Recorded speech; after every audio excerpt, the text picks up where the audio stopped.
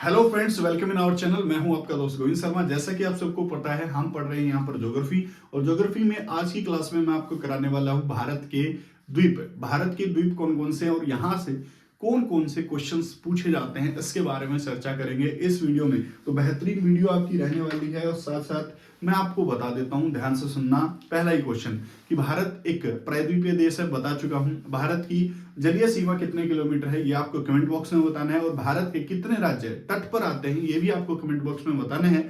और भारत के किस राज्य की तट रेखा सबसे अधिक है, ये भी आपको बताना है। ध्यान से और बड़े ध्यान से सुनना।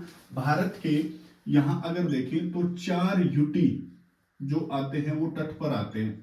4 यूटी जो है भारत के केंद्र शासित प्रदेश हैं, वो जलीय सीमा पर हैं। ध्यान रखना कौन कौन से हैं, मेरी बात सुन लो ध्यान से। एक तो पहला है दमन और द्वीप। दमन द्वीप व नागर हवेली भारत का, बेटा आप सबको पता है, ये द्वीप पर पड़ता है। दूसरा आपका लक्षद्वीप। लक्षद्वीप जो है वो भी आपका, लक्षद्वीप जो है वो भी आपका क्या तट पर पड़ता है क्या? यस सर, ये भी आपका समुद्र में। तीसरा आपका अंडमान निकोबार। और चौथा आपका है पादुचेरी, ये भी आपका तट पर पड़ता है, या फिर समुद्र में या फिर द्वीप पर पड़ने वाला एक भारत का केंद्र शासित प्रदेश है। तो 9 राज्य भारत के तट पर हैं। और साथ साथ जो यूटी हैं वो 4 यूटी भारत की तट पर हैं, या फिर समुद्रीय या फिर जलीय सीमा पर हैं। अब देखो, भारत में कुछ कुछ बातें याद रखना। भारत की लैंडलॉक स्टेट कितने हैं? लैंडलॉक स्टेट भारत के कितने हैं? जहां भी तुम बैठे हो, मेरे को नहीं पता तुमने कॉपी या पेन ले रखा है या नहीं ले रखा, लेकिन फिर भी अगर नहीं ले रखा तो लेकर लिखो उसको। मेरी बात सुनना ध्यान से। लैंडलॉक स्टेट कौन से होते हैं? ऐसे राज्य जो राज्य ना तो किसी अन्य देश के साथ भूमि साझा करते हैं, ना जलीय यानी कि समुद्र के साथ भूमि साझा करते हैं, वो लैंड लॉक स्टेट कहलाते हैं। फिर से बोल रहा हूं, ऐसे राज्य जो राज्य ना तो किसी दूसरे देश के साथ भूमि साझा करते हैं और ना ही समुद्र के साथ भूमि साझा करते हैं, वो स्टेट लैंड लॉक स्टेट कहलाते हैं। और ऐसे भारत के कितने स्टेट हैं बताओ जल्दी से? ऐसे भारत के 5 स्टेट हैं। कितने हैं? 5 राज्य भारत के ऐसे हैं। अगर मैप देखा हो तो सबसे पहला हरियाणा। बेटा क्या हरियाणा समुद्र से भूमि साझा करता है क्या? नहीं करता सर भूमि साझा। और साथ साथ क्या हरियाणा किसी देश के साथ भूमि साझा करता है? तो बिल्कुल भी नहीं। कि हरियाणा ना तो समुद्र के साथ और ना ही किसी अन्य देश के साथ सतरीय सीमा साझा करता है, ध्यान रखना। उसके बाद दूसरा ऐसा राज्य आपको ढूंढने से मिल जाएगा। क्या तेलंगाना किसी भूमि से या फिर समुद्र से किसी अन्य देश के साथ जुड़ा हुआ है क्या? तो आप बोलोगे कि सर आंध्र प्रदेश तो जुड़ा हुआ है, लेकिन तेलंगाना नहीं जुड़ा हुआ किसी अन्य देश के साथ। तो एक हरियाणा हो गया, एक तेलंगाना हो गया। तीसरे नंबर का आपको ध्यान रखना है, मेरे कहने से ध्यान रखना है, तीसरे नंबर का झारखंड। तो झारखंड भी क्या किसी अन्य देश के साथ भूमि साझा करता है? तो बिल्कुल भी झारखंड सर अन्य देश के साथ भूमि साझा नहीं करता है। तो एक तो झारखंड हो गया, एक तेलंगाना हो गया। एक आपका देखो, मध्य में अगर कोई राज्य है तो वो तो भूमि साझा करेगा ही नहीं। मध्य प्रदेश भी किसी समुद्र के साथ भी भूमि साझा नहीं करता और किसी देश के साथ भी भूमि साझा नहीं करता। और 5वें नंबर पर आपका झारखंड तो मैंने लिख ही लिया। एक आपका छत्तीसगढ़ है। एक छत्तीसगढ़ भी किसी भी देश के साथ या समुद्र के साथ भूमि साझा नहीं करता है। तो बेटा भारत के द्वीप पढ़ने से पहले आपको ये सारी चीजें पढ़ लेनी चाहिए कि भारत के कितने यूटी आपके समुद्र या फिर जलीय हैं या फिर तट पर हैं। भारत के कितने राज्य हैं जो लैंड लॉक स्टेट कहलाते हैं? तो 5 राज्य मैंने आपको स्क्रीन पर बता दिए हैं। वो 5 राज्य कौन कौन से हैं जो भारत के लैंड लॉक स्टेट हैं? देखो और ध्यान से पढ़ लो। अगर पादुचेरी की बात की जाए, मैं यहां लिख देता हूं, पादुचेरी की बात की जाए तो आंध्र प्रदेश के तट पर, कौन से तट पर? आंध्र प्रदेश के तट पर पादुचेरी के पहले देखो, पादुचेरी एक ऐसा स्टेट है, एक ऐसा यूटी है जो बेटा आपका पश्चिमी घाट सॉरी पूर्वी घाट पर भी उसके जिले हैं और पश्चिमी घाट पर भी उसके जिले हैं। ऐसा एकमात्र यूटी जो विस्तृत है, कहां पर? आपके पूर्वी घाट पर भी और आपके कौन से घाट पर? पश्चिमी घाट पर भी। तो देखो ध्यान रखना, पादुचेरी का एक इलाका है यनम, एक जिला मान लो यनम। यनम आपका बेटा आंध्र प्रदेश की सीमा पर है। कहां पर है? आंध्र प्रदेश की सीमा पर है। ध्यान रख लेंगे, यस सर, ध्यान रख लेंगे, पेपर के लिए बहुत बहुत ज्यादा इंपॉर्टेंट है। उसके बाद एक कराईकल है। कौन सा है? कराईकल। कराईकल भी आपका तमिलनाडु की सीमा पर है। और खुद पादुचेरी, पादुचेरी तमिलनाडु की सीमा पर है, इसको ध्यान रखना। 4 जिले हैं पादुचेरी में। एक यनम आंध्र प्रदेश में है, ध्यान रखना, उसकी सीमा पर है। और कराईकल तमिलनाडु की सीमा पर है। पादुचेरी खुद तमिलनाडु की सीमा पर है। और एक केरल की सीमा पर है, माहे। बहुत ज्यादा पूछा जाने वाला है कि केरल के निकट पादुचेरी का कौन सा जिला है, तो आंसर आएगा माहे। तो यनम हो गया, कराईकल हो गया, और एक आपका खुद पादुचेरी हो गया, और एक माहे हो गया। क्या कर पाओगे क्या? यस सर, कर पाएंगे। उसके बाद सुनो, कुछ द्वीप बताता हूं जो बहुत ज्यादा इंपॉर्टेंट रहने वाले हैं, पेपर पॉइंट ऑफ व्यू से बहुत बहुत ज्यादा इंपॉर्टेंट रहने वाले हैं। तो आप लोग यनम, कराईकल, पादुचेरी और माहे को याद कर पाएंगे? यस सर, कर पाएंगे। उसके बाद सुनो मेरी बात, कुछ द्वीप कराता हूं। पहला द्वीप ध्यान रखना, एक खंबात की खाड़ी में एक द्वीप है जो आपको हमेशा हमेशा के लिए याद रखना है, आलिया बेट। क्या याद रखना है? आलिया बेट कहां पर है? तो आलिया बेट गुजरात के अंदर है। कहां है? गुजरात के अंदर। एक है एलिफेंटा, एलिफेंटा महाराष्ट्र में है। एलिफेंटा द्वीप कहां पर है? आपका महाराष्ट्र में है। और एक महाराष्ट्र में ही आपको याद रखना है, सालसीट। सालसीट द्वीप बेटा अंग्रेजों ने बसाया था। सालसीट द्वीप पर ही आपकी बम्बई शहर है। और पूरे विश्व का सबसे ज्यादा जनसंख्या घनत्व रखने वाला द्वीप कौन सा है? पूरे विश्व का सबसे ज्यादा जनसंख्या घनत्व रखने वाला द्वीप अगर आपसे पूछेगा तो तुरंत आंसर बता दोगे क्या? यस सर, बता देंगे। ये आपका सर्वाधिक है, आपका क्या है? ये आपका है सालसीट द्वीप, जो कि महाराष्ट्र में है। तो सालसीट द्वीप हो गया। आलिया बेट आपने याद रखना है, पेपर के लिए बहुत बहुत ज्यादा इंपॉर्टेंट। यहां देखोगे, यहां भारत में लक्षद्वीप है क्या? यस सर, लक्षद्वीप के अंदर आप लोगों को याद रखना है, लक्षद्वीप जो है एक प्रकार का कैसा द्वीप है बताओ जल्दी से? लक्षद्वीप एक प्रकार का परवाल भित्ति वाला द्वीप है। परवाल भित्ति है, मूंगा चट्टानों से बनती है। एक द्वीप होता है, एक मूंगे होते हैं, मूंगे, उनकी जो खोल होती है ना, वो कैल्शियम कार्बोनेट की बनी होती है। अब वो मूंगा मर जाएगा तो उसकी खोल जिंदा रहती है, और एक मूंगा, 2 मूंगे, लाखों करोड़ों मूंगे जब मर जाते हैं तो बेटा उनके जो कैल्शियम कार्बोनेट के खोल हैं वो वहीं पर रह जाते हैं और उनसे द्वीप बनते हैं। उन्हीं द्वीप को हम परवाल द्वीप कहते हैं। और आपका लक्षद्वीप इसी प्रकार के द्वीप का उदाहरण है, परवाल द्वीप का उदाहरण है।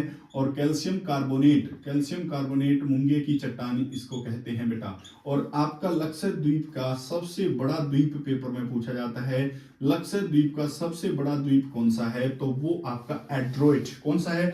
एड्रोइट द्वीप आपको ध्यान रखना है। और एक आम भाषा में एड्रोइट द्वीप को बेटा हम एटोल आइलैंड भी कहते हैं। एटोल आइलैंड वही होता है जो मूंगे की चट्टानों को एटोल आइलैंड्स की संख्या के रूप में भी जाना जाता है। तो कई बार ये भी क्वेश्चन आता है कि लक्षद्वीप जो होता है उसकी भाषा कौन सी है? तो लक्षद्वीप पर मलयालम भाषा बोली जाती है, ये भी आपको ध्यान रखना है। तो आपको एलिफेंटा द्वीप ध्यान रखना है, सालसीट द्वीप ध्यान रखना है, परवाल द्वीप, एंड्रोइड द्वीप कहां पर है ये आपको ध्यान रखना है। पेपर के लिए बहुत बहुत ज्यादा इंपॉर्टेंट यहां पर रहने वाली है चीजें, तो ये याद रख लोगे? यस सर, याद रख लोगे। उसके बाद देखो यहां पर आपका श्रीलंका है क्या? Yes sir, Sri Lanka. और भारत और श्रीलंका के बीच कौन सी खाड़ी है? भारत और श्रीलंका के बीच सर मन्नार की खाड़ी। कौन सी है? मन्नार की खाड़ी है। और बेटा ध्यान से सुनो, 2 भूमि के हिस्से को मिलाने वाला समुद्र का संकरा रास्ता, मैं फिर से बोल रहा हूं, 2 भूमि के हिस्सों को मिलाने वाला समुद्र का संकरा रास्ता, खाड़ी नहीं, खाड़ी बोल रहा हूं, चैनल कहलाता है। क्या? स्ट्रीट चैनल या फिर जल संधि इसको कहते हैं। और भारत और श्रीलंका के बीच जो जल संधि है उसको हम पाक जल संधि कहते हैं या पाल्क जल संधि के नाम से जानते हैं। कई बार पेपर में आ गया है कि पाल्क जल संधि कौन से देशों के बीच है? तो भारत और श्रीलंका के बीच ये जल संधि है। इसको आपको ध्यान रखना है, इसको भी आपको ध्यान रखना है। मन्नार की खाड़ी ध्यान रखेंगे। उसके बाद देखो यहाँ आपका तमिलनाडु है, बिल्कुल। तो यहाँ पर तमिलनाडु में यहाँ पर आपको एक द्वीप मिलेगा, रामेश्वरम। कौन सा द्वीप मिलेगा आपको? रामेश्वरम। यहीं पर आपको द्वीप मिलेंगे, पंबन द्वीप। और यहीं पर आपको एक भारत का अंतिम स्थान मिलेगा जिसको आप धनुषकोडी कहते हो। क्या कहते हो? धनुषकोडी कहते हो। क्या आप ध्यान रख पाएंगे क्या? रामेश्वर द्वीप कौन से राज्य के आसपास है, पंबन द्वीप कहां पर है और धनुषकोडी कहां पर है, ये तमिलनाडु के यहां पर आपको देखने को मिल जाते हैं। ध्यान से सुनो। उसके बाद उड़ीसा, उड़ीसा में अगर आप देखें यहाँ उड़ीसा है, यहाँ उड़ीसा, मैं इसको थोड़ा सा यहाँ लिख देता हूँ उड़ीसा। और उड़ीसा के यहाँ तटों पर एक सबसे ज्यादा बढ़िया तट अगर आप देख पाएंगे तो वो तट है आपका एक ब्राह्मणी द्वीप नदी है यहाँ उड़ीसा में, और उस पर एक तट है जिस तट का नाम है वहीलर। कौन सा द्वीप है? वहीलर द्वीप। तो वहीलर द्वीप भारत के किस राज्य विशेष में है? तुरंत आंसर आएगा उड़ीसा के अंदर वहीलर आइलैंड यहाँ पर आपको देखने को मिलेगा। और वहीलर आइलैंड पर सबसे इंपॉर्टेंट बेटा APJ Abdul Kalam missile testing centre, ये बहुत ज्यादा इंपॉर्टेंट 2014 से काम कर रहा है लगभग। APJ Abdul Kalam missile centre Bharat के किस द्वीप पर है? तुरंत आंसर लगा देना सर, ये उड़ीसा के वहीलर आइलैंड पर है। और वहीलर आइलैंड एक प्रकार का नदी द्वीप है जो कि ब्राह्मणी नदी के ज्वार मुख पर बना हुआ है। ध्यान रख लेंगे क्या? Yes sir, Orissa wheeler islands आपको हमेशा हमेशा के लिए याद रख लेने हैं मेरे कहने से। उसके बाद इसको मैं थोड़ा सा यहाँ आंध्र प्रदेश छाप ही देता हूँ। आंध्र प्रदेश के यहाँ पर मैं ऊपर करके यहाँ लिख रहा हूँ आंध्र प्रदेश के तट पर, आंध्र प्रदेश के तट पर आपको सबसे ज्यादा इंपॉर्टेंट रखना है बेटा, एक सतीश धवन अंतरिक्ष के अंदर है बेटा श्रीहरिकोटा आइलैंड। कौन सा आइलैंड है? Sriharikota island, Sriharikota island.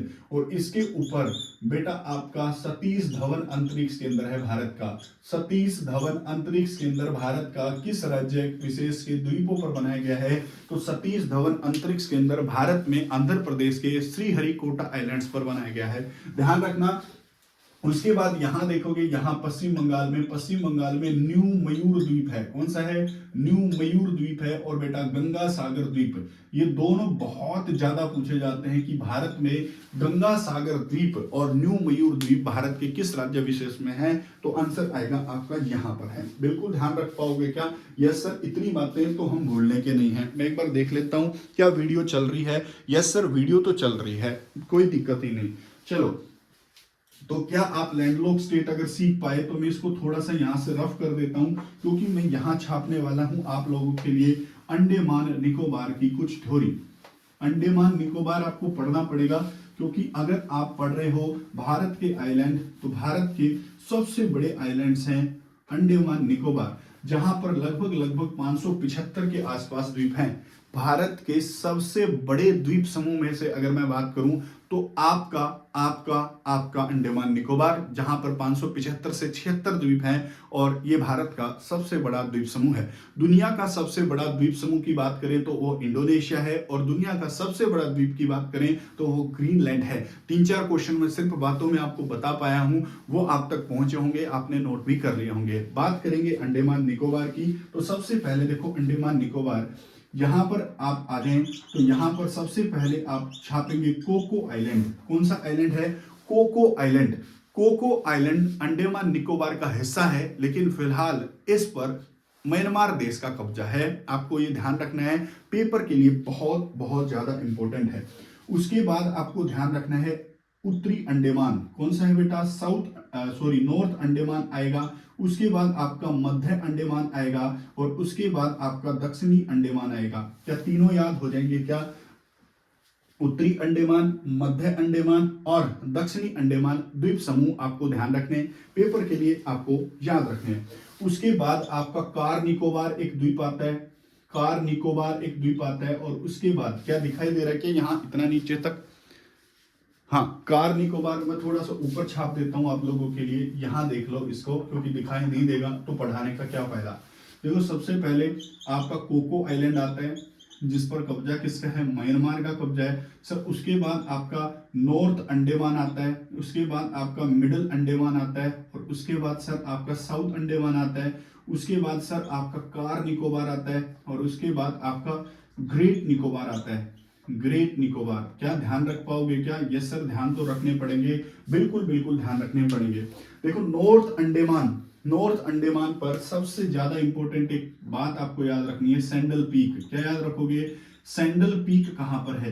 तो अंडमान निकोबार की सबसे ऊंची चोटी को हम सैंडल पीक कहते हैं, और सैंडल पीक जो है बेटा वो उत्तरी अंडमान पर स्थित है। इसको ध्यान रखेंगे, इसको याद रख लेंगे। उसके बाद दक्षिणी अंडमान से क्वेश्चन आता है कि अंडमान निकोबार की जो राजधानी है पोर्ट ब्लेयर, पोर्ट ब्लेयर है, और पोर्ट ब्लेयर कहां पर स्थित है? तो पोर्ट ब्लेयर आपकी स्थित है साउथ अंडमान पर। ध्यान रख पाओगे? Yes sir. उसके बाद ग्रेट निकोबार में एक हिस्सा है जिसको हम इंदिरा पॉइंट कहते हो। क्या कहते हो? इंदिरा पॉइंट कहते हो। इंदिरा पॉइंट भारत का सबसे दक्षिणम बिंदु है। इंदिरा पॉइंट को हम पिग्मेलियन पॉइंट भी कहते हैं, और ये भारत का सबसे सबसे दक्षिणम बिंदु है। इसको हम इंदिरा पॉइंट या फिर पिग्मेलियन पॉइंट के नाम से भी जानते हैं। इंदिरा पॉइंट ग्रेट निकोबार पर है, और ग्रेट निकोबार से नीचे देखोगे तो आपका इंडोनेशिया शुरू हो जाता है, और सुमात्रा आइलैंड्स यहां पर आपको देखने को मिलेगा।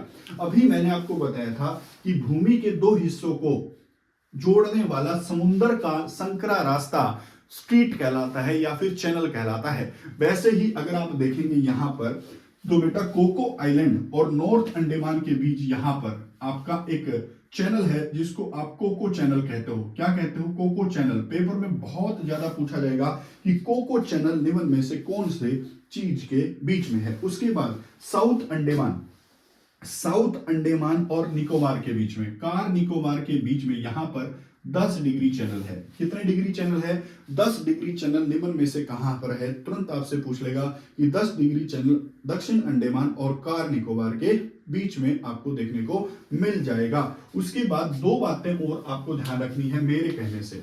या कोको आइलैंड्स के इस तरफ देख लो, यहां पर लिख देता हूं ध्यान से। एक तो आपका है बैरन आइलैंड, बैरन आइलैंड या बैरन द्वीप। देखो बैरन द्वीप पर ज्वालामुखी धधकता रहता है, एक्टिव वोल्केनो है। तो भारत का एकमात्र एक्टिव वोल्केनो सक्रिय ज्वालामुखी कौन सा है? तो वो बैरन आइलैंड ही है। इसको आप ध्यान रखेंगे। उसके बाद एक नारकोटन आइलैंड भी है भारत में। नारकोटन आइलैंड भारत में एक ज्वालामुखी की फॉर्म में आइलैंड है। तो ये भी अंडमान निकोबार, बैरन आइलैंड और नारकोटन आइलैंड्स भी आपको हमेशा हमेशा के लिए याद रखना है। उसके बाद सैंडल पीक की ऊंचाई पूछी गई थी, 738 मीटर इसकी कुल ऊंचाई है।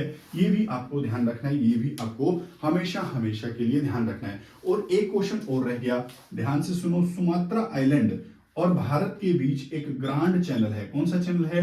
ग्रांड चैनल भी आपको यहां पर देखने को मिल जाएगा। ग्रांड चैनल कहां पर है? तो ग्रांड चैनल भारत और इंडोनेशिया के बीच में, भारत के अंडमान निकोबार द्वीप समूह और सुमात्रा द्वीप समूह के बीच में एक चैनल है जिसको आप ग्रांड चैनल के नाम से भी जानते हो। और साथ साथ अंडमान और निकोबार के बीच में, लिटिल अंडमान और उत्तरी अंडमान के बीच में शायद यहां पर दक्कन पास भी है, सॉरी दक्कन चैनल भी है। तो दक्कन चैनल अंडमान निकोबार में है, ये भी आपको ध्यान रखना है, ये भी आपको याद रखना है। तो आपको व्हीलर आइलैंड्स याद रखने हैं, श्रीहरिकोटा आइलैंड्स, एलिफेंटा आइलैंड्स और साल्सिट आइलैंड्स, एंड्रॉइड आइलैंड्स आपको याद रखने हैं, पार्क जल संधि याद रखनी है। और ये जो चीजें मैं आपको बता के आया हूं, लैंडलॉक स्टेट कौन से हैं भारत में, यूटी कौन सी है, पादुचेरी कहां कहां फैला हुआ है, ये सारे क्वेश्चंस आपको हमेशा हमेशा के लिए अपने दिल में बसा के रखने हैं। पेपर में आते हैं आते हैं आते हैं और आते हैं। आज की वीडियो आपको कैसी लगी है कमेंट बॉक्स में जरूर मेरे को पहुंचा दें कि हाँ सर आज की वीडियो भी समझ में आ गई है। अगली वीडियो में फिर मैं आपको बोल के चलता हूं कि भारत में समय रेखा कैसे निर्धारित की गई है, इसके बारे में चर्चा करेंगे। आज के लिए इतना ही, मिलते हैं अगली वीडियो में। नमस्कार, जय हिंद, जय भारत।